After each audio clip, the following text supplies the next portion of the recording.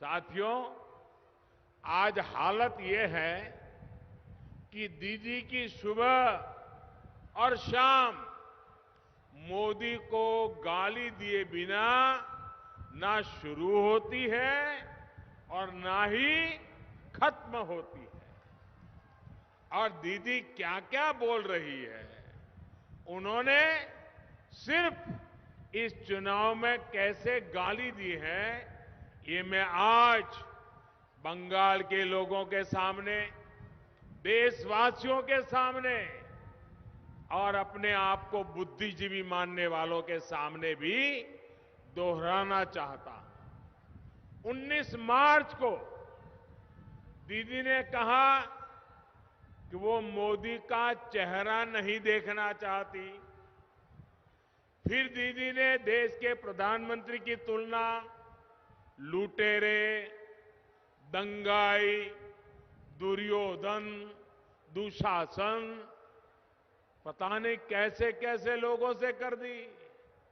20 मार्च को दीदी ने मुझे श्रमिकों का हत्यारा बताया, दंगा करने वाला बताया। 24 मार्च को दीदी ने कहा देश का प्रधानमंत्री झूठा है, देश का प्रधानमंत्री सिंडिकेट से जुड़ा है। 25 मार्च को दीदी ने जो कहा वो बताने से पहले मैं बंगाल के संस्कारी जनता की माफी मांगता हूं।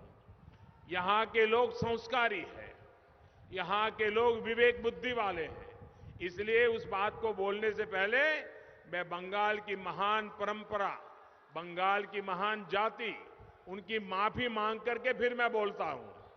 दीदी ने मुझे जो गाली दी, मैं उसे मजबूरी में दोहरा रहा हूं। 25 मार्च को दीदी ने कहा, देश के प्रधानमंत्री को कहा, जो उनको दीदी के सिवा और कुछ नहीं कहता है। ज्यादा से ज्यादा 2 बार बोलता हूं, दीदी, ओ दीदी। दीदी ने क्या कहा, मुझे ऐसा नहीं बोलना चाहिए लेकिन मेरी मजबूरी है। दीदी ने क्या कहा, दीदी ने कहा तुम साला खुनी का राजा, खुनी का जमींदार, तुमने सारे पैसे लूट लिए। ये भाषा।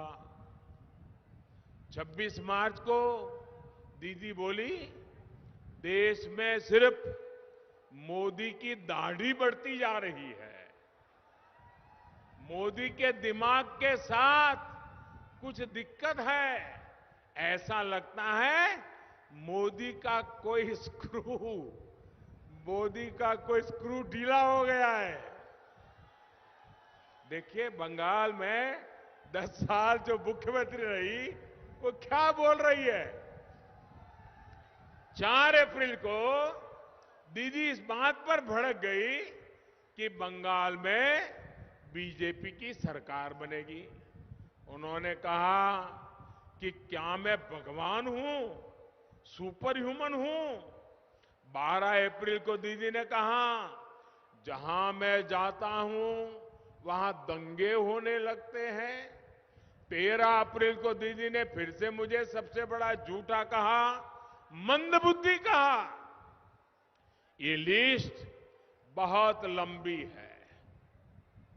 मैंने कुछ ही गालियां जरा आपके सामने प्रस्तुत की है। भाइयों और बहनों, दीदी की गालियों से मुझे कोई दिक्कत नहीं है। दीदी, आप मुझे जितना कोसना है कोसिए, जितनी गाली देनी है दीजिए, लेकिन कम से कम बंगाल की महान परंपरा को, बंगाल की महान संस्कृति के, उसको, बंगाल के कल्चर को मेहरबानी करके मत भूलिए। देश की जनता बंगाल की समृद्ध विरासत, यहां के लोगों की वाणी, वर्तन उस पर गर्व करती है।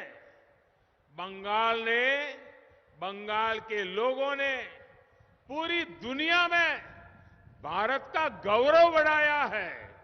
इसलिए दीदी की इन गालियों ने मोदी का अपमान किया हो ऐसा नहीं है। दीदी ने इन गालियों से बंगाल के कल्चर, यहां की मिठास भरी भाषा, यहां की महान परंपरा को भी शर्मसार कर दिया है।